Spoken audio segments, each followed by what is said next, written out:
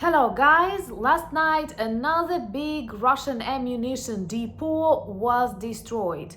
It was full of evil Iranian missiles, and Ukrainian intelligence carefully observed the process of that transfer, and when it was accomplished, it was the time for Ukrainian drones to do the job. 125 of them visited Russia yesterday and continued our mission to demilitarize this evil and dangerous empire. Ukrainian armed forces continue to advance in Kursk region. Another part of the Russian border collapsed there, and Russians have nothing to do. More importantly, chaos and troubles keep happening inside the area. For example, one more Russian colonel was neutralized in Moscow region, and serious sabotage happened on a railway in Samara.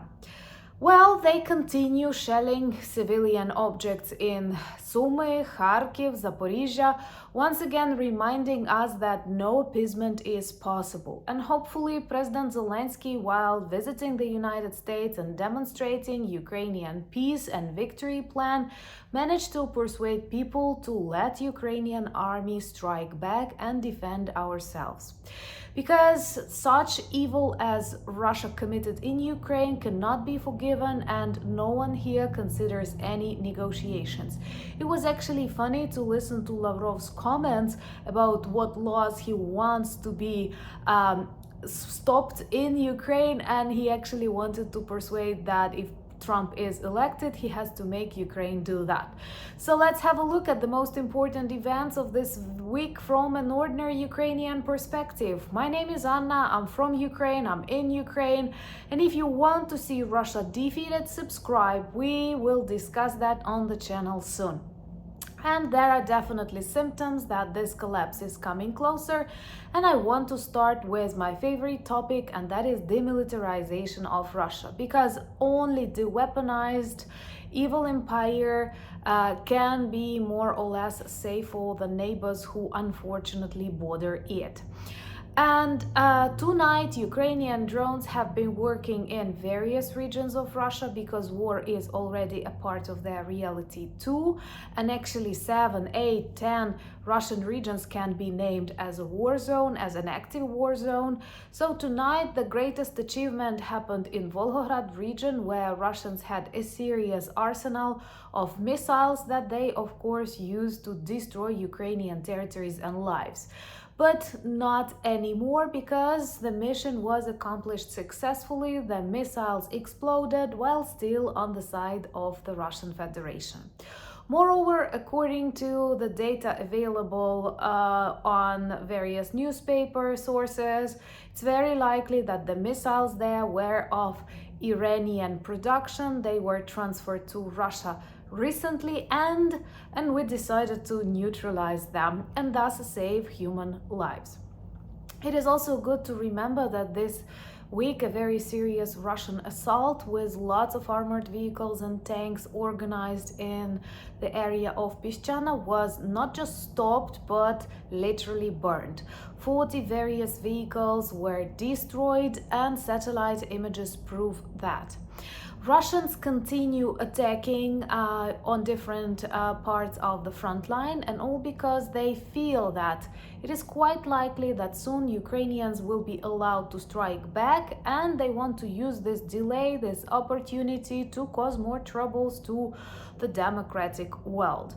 But Ukrainian soldiers are prepared, and not only we are able to stop this assault and burn their tanks, but also destroy Russian borders in the another part of the Kursk region.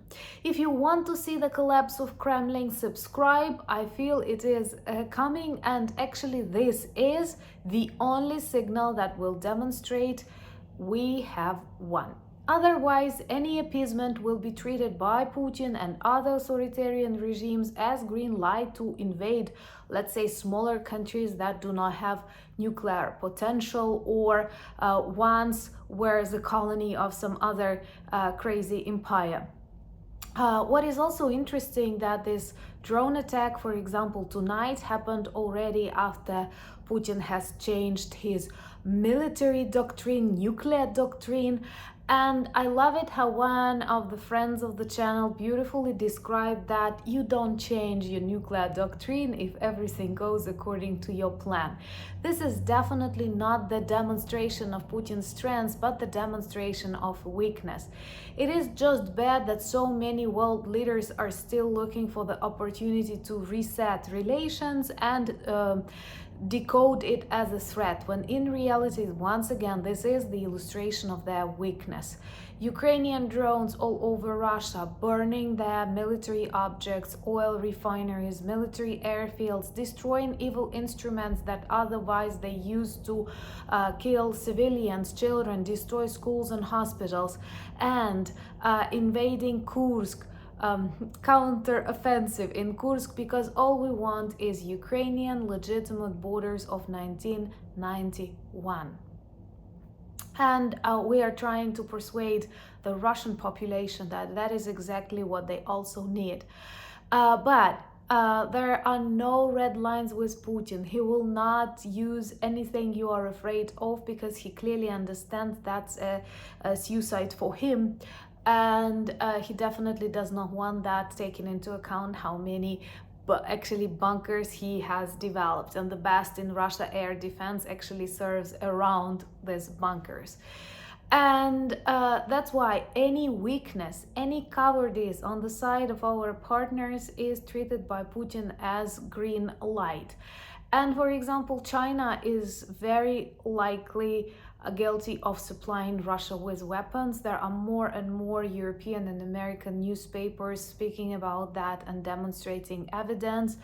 And this is bad, because at the moment they pretend to be neutral, same as Brazil, claiming they have a peace plan, which is not a peace plan. It is simply an appeasement of Russia and doing everything as Russia wants. What is also important, Lavrov in his recent address to the candidate Trump claimed that he wants to see Ukraine without the law on Ukrainian language, without the Ukrainian church, and if these laws are abandoned in Ukraine, this will lead to peace.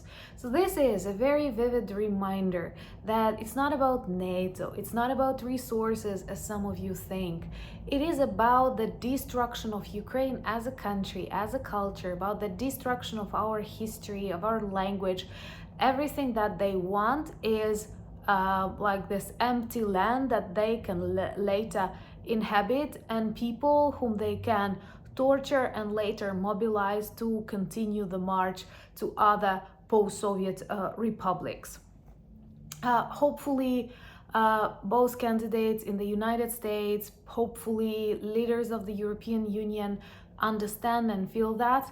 I know the countries that were once occupied by Soviet Union or by Russia do not need any additional explanation, and that's why we feel your support so well. I love it when they speak in the support of Ukraine and try to persuade those who have never been that close to Russia that please trust us, believe our experience. It's not an exaggeration. We've been behind the Iron Curtain for too long. We had so many bad periods in our history when Russia did what it wanted to Ukrainian people, Ukrainian language, Ukrainian institutions. So just trust our experience and support us and help us defeat this authoritarian evil that undermines international law, that undermines international agreements. And just have a look what they do to Ukrainian cities like Kharkiv, like Sumy, like Zaporizhzhia during this week. Hospitals targeted, people who were wounded in hospitals, killed in hospitals. They also practice this double tap forbidden by all military laws practices. When they first attack, and then when people come to rescue, they attack the same place for the second time. What if not a war crime that is? And how can people still push the idea of appeasement or reset of relations with Russia? And I am really glad that more and more chaos actually happens inside this evil federation. Especially this week, we've observed sabotage on the railroad in Samara. And what is interesting, a Russian colonel was neutralized in Moscow region, really close to the Kremlin. And he was the one responsible for the work of the center of Shahed kamikaze drones. And as a result, responsible for numerous war crimes in Ukraine. And with this attitude, we actually remind all Russian soldiers that the moment you cross Ukrainian border, you become war criminals, starting from Putin and finishing with those looters in Bucha. Share and subscribe to see justice working, because unfortunately, until the total defeat and demilitarization of Russia and Putin somewhere in prison, or I don't know, in bunker, just like some other evil leaders, no way to stop the war, no way to negotiate. Once again, after so many crimes committed, how can you look for an option to reset relations and discuss something with Lavrov and Putin? Let me know in the comments below. Would you agree, I don't know, Lavrov visiting your city and having coffee with your mayor? I hope, I pray that no one will tell me yes. And also, I have like a notebook where I put the things that I want to remind you about this week that I consider important as an ordinary Ukrainian. And if you're new to the channel, subscribe, demonstrate your solidarity with us. This is also important. And please share these videos on your social media platforms that you actively use. And well, for me personally, the most important achievements were definitely this destruction of another arsenal, already 4 arsenals in just the last weeks, and this means lots of saved lives, because otherwise all of these explosives would explode in Ukrainian houses.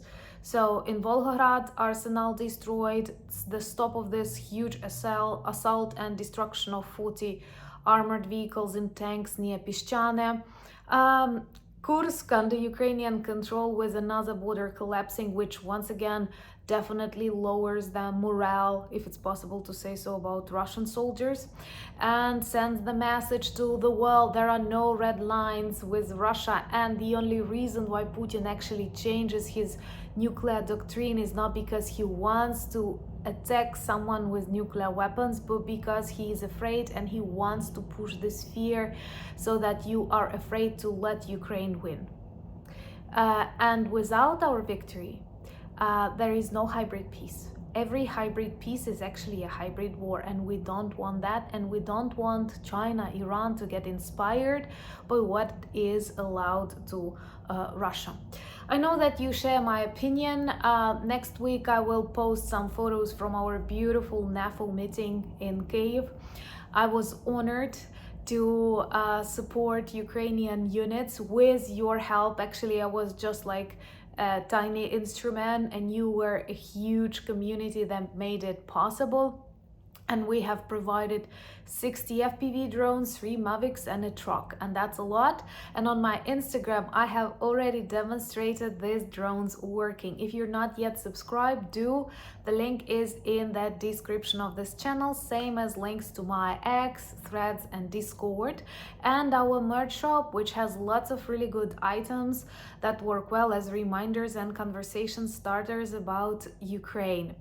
Thank you for buying me coffees, becoming my patrons and sponsors of the channel, and helping me film and work more. Always let me know in the comments below what other topics you'd like to discuss on the channel. I read all the comments, and believe me, you teach me a lot. You make me feel stronger.